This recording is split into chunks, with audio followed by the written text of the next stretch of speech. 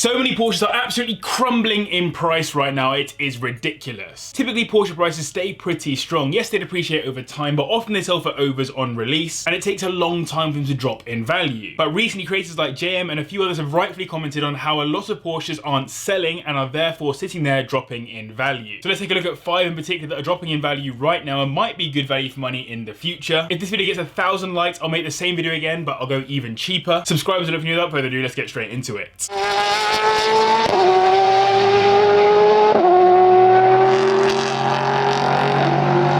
I can't believe this at all, but we're kicking off this video with arguably the most desirable car on the list, and the one that has the potential to lose the most money right now, the Porsche 911 992 GT3, an absolute track weapon with supercar levels of presence and some of the best driving dynamics you'll ever get out of a road car, except of course for the even more ridiculous GT3 RS. I've spoken a couple of times about the previous gen 991 GT3, which has dipped down to sub 90k, with some heading towards the 80k mark, and the same can be said for older generations. The 997 GT3 is at 80k, and the 996 GT3 is around the same or slightly cheaper. When it comes to 992 though, it is by far the most expensive car on this list right now, starting at around £165,000 for a 2022 model, and they're typically found at around 170k. What's interesting though is that their price new is around £175,000 without any options, and previously these were selling second hand for overs, whereas now many are simply not shifting. Look at how much this one has decreased in price since hitting the market in September. £22,000 reduction, or almost a 12% decrease. So even though it's only dropped by 2.38% annually since hitting the roads, it's decreased by way more than that versus its recent values, and if the previous generations are anything to go by, it still has a long way to go. So if you're willing to wait for these to drop a bit more, you will get yourself a 4-litre flat-six engine which makes 517 brake horsepower, taking it to 60 in 3.1 seconds, making it the third quickest car on the list, but definitely the one you want to take around a track, given it lapped the Nürburgring in 6 minutes 55 seconds, reaching that hallowed sub 7 mark. It's a purpose-built track machine then, with the swan neck pylons on the rear wing working to increase downforce and limit drag, the optional cage for rigidity in the car, and all the rest. It's lighter, more planted, and more focused than anything Porsche had put out on the roads before it. Reliability-wise, they're too new to comment on in particular, and most will have been under warranty throughout their lives so far. From one GT product to another, the next car on this list is the Porsche 718 Cayman GT4, which for me offers incredible value for money right now, given it has the benefits of a GT badge in a slightly smaller Cayman package in a current generation car, but for a fraction of the cost of a 992 GT3. But the main thing the GT4 lacks, which doesn't help its longer term values, is a 911 badge. The GT badge does go some way to helping it retain a bit of value, but many purists, particularly the older generation and often wealthier generations too, don't appreciate Caymans in the way they appreciate 911s, hence the values are always in a sketchier situation, but of course Porsche manufacture that to an extent as well, given where each car sits in the lineup. With that in mind, adjusted for inflation, these were £93,000 when new, whereas now you'll find them starting at around the 75k mark, with most sitting between that and the 80k mark. Again, not insane depreciation, but more recently we've seen the biggest fall. Look at this example as proof. It was listed for 90k back in September, it sat on the market for 3 months and dropped by 15k already. In total, the GT4 has dropped by around 4.7% annually and 18% total, not an insane amount, but again, with Porsche prices faltering, there may be an opportunity to snag a deal in the near future. That deal will see you running a car with a 4-litre flat-six engine, producing 414 brake horsepower, taking it to 60 in 4.3 seconds, making it the slowest car to 60 on this list, but again, another car focused on track performance, with a Nürburgring time of 7 minutes 28 seconds, really not too shabby. The 981 GT4 was known by professional drivers to be a great car, but when pushed hard it would understeer, and the 718 supposedly gets rid of a lot of that. It also offered the PDK gearbox, which some people prefer, though it remained available in manual as well for the purists. Many of its parts are taken from the 991 GT3 RS, particularly around the suspension and dynamics, which is one of the key reasons for this being better at handling and its overall performance. Some cars suffer from transmission issues early doors, but these were usually resolved under warranty, so they have been reliable so far. About a year and a half ago, I drove the 992 Turbo S, and I stand by my statement that it was probably probably the best car I've ever driven in terms of capability. The gen before it though, or the 991, isn't a million miles away when it comes to performance, fully personifying what the Turbo S badge actually means. And by that I mean ridiculous pace out of a car that can also cruise along like a VW Golf and feel comfortable doing both. It's had a lot more time to depreciate than the previous two cars on the list, given it hit the market in 2014, and though the Turbo S badge does carry some weight, it doesn't have quite the weight of a GT product, both factors in why it's depreciated so much already and why there's potentially more on the horizon. Adjusted for inflation, this is the most expensive car on the list brand new,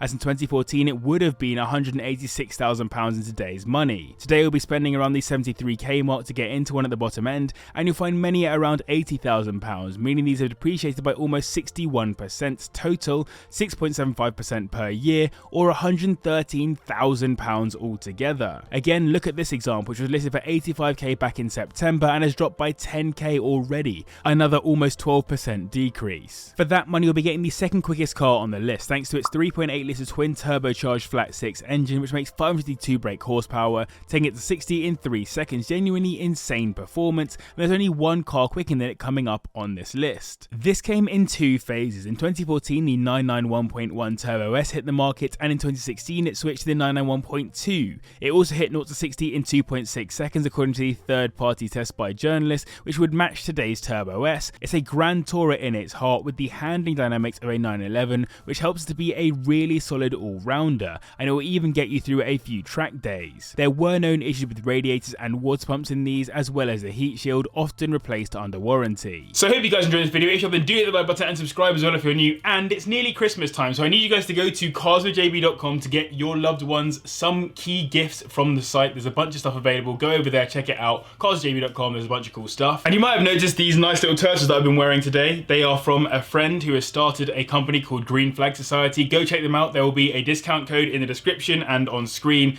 Go check him out. Some cool stuff over there. He's just started it, so I'd love to see your guys' thoughts. We're bringing it back to basics now with the Porsche 911 992 Carrera S. Just a simple step up from the standard Carrera with everything that the S badge entails. It's a very popular and common version of pretty much every generation of 911, at least since the turn of the century, and offers some of the most up-to-date Porsche capability for a more reasonable price than cars like the GT3. Now this one's pretty obvious. Everyone knows the closer to base spec your 911, typically the more at risk of depreciation it is, given the simple supply and demand scenario, plus of course the desirability factor. But don't let that take away from these being lovely cars for the money, and that money is likely to decrease as time goes by. Currently you need to spend around £78,000 at the bottom end to get into one of these, and you'll find many are under £83,000, whereas adjusted for inflation, brand new in 2019 there were £126,000 with zero spec options. That means annual depreciation of 9.54%, total of 38%, and £48,000 lost in the space of 4 years. And even worse, here's a nice 2019 example that's dropped by £15,000 since being listed back in September.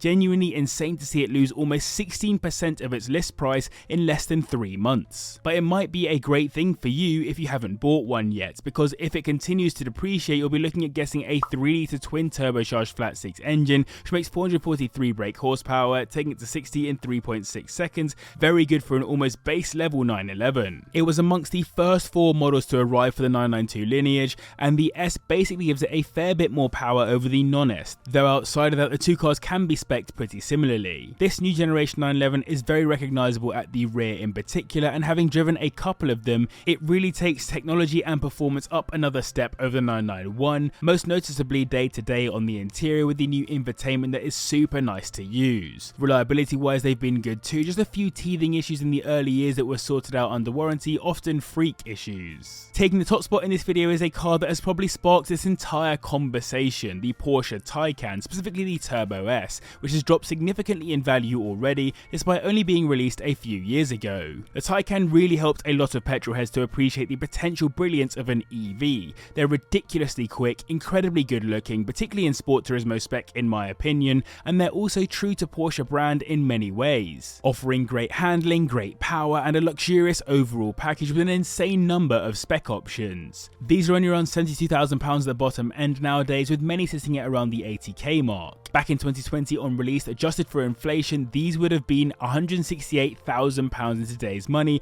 which means annual depreciation of 19%, 57% total, total, or £96,763. That is utterly terrifying, and that's assuming a specless example, which is pretty unlikely to exist. Let me just confirm this maths with you. £140,000 new in 2020 with no spec options. That's £168,743 today when you factor in inflation, according to the Bank of England. So if they start at £72,000 today, that's a decrease of almost £97,000 as discussed in just 3 years. That's almost unacceptable levels of depreciation. You probably won't even see that out of a Maserati or other brands known for depreciation, and yet this is a Porsche, a brand known to hold values very well. But either way, you're buying an electric vehicle with 2 electric motors putting out 750 brake horsepower, taking it to 60 in a stunning time of 2.7 seconds, absolutely berserk. It comes in 3 body shapes: the standard one, the Cross Turismo, which is like a faux SUV, and the Sport Turismo, which is a fast estate. It's also named after the Turkish for lively young horse, in reference to the horse in the Porsche badge,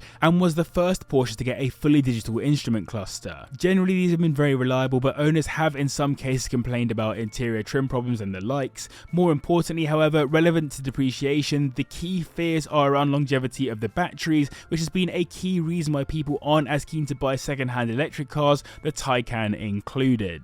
And that brings us to the end of this video. There are a bunch of other Porsches though that have also dropped significantly in value, so you can click up here to go and see those. Check out carswithjb.com, greenflagsociety.com as well. Massive thanks for watching, to the patrons for their support, and as always, I will see you in the next one.